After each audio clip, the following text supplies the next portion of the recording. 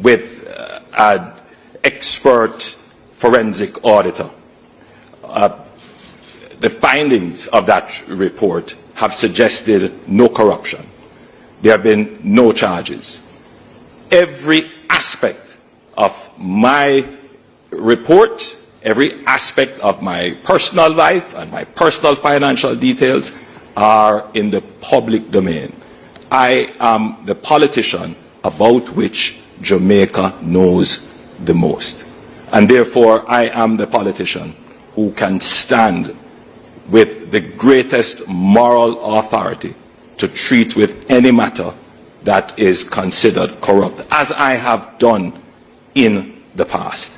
And I want to give this assurance to the Jamaican people that you know me, you know about me, you can trust me, and you know that I stand against corruption.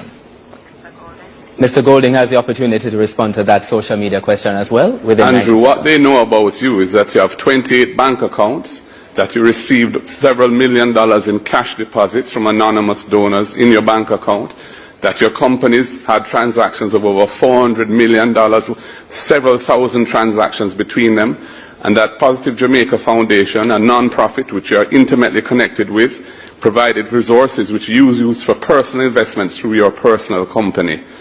We have signed the Leadership Code of Conduct developed by Integrity Commission. All of our spokespersons and myself have signed. None of your people have signed it.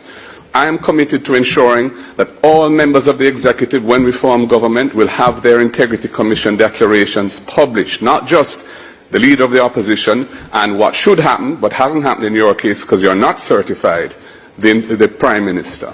So the whole question that has been asked is an excellent question.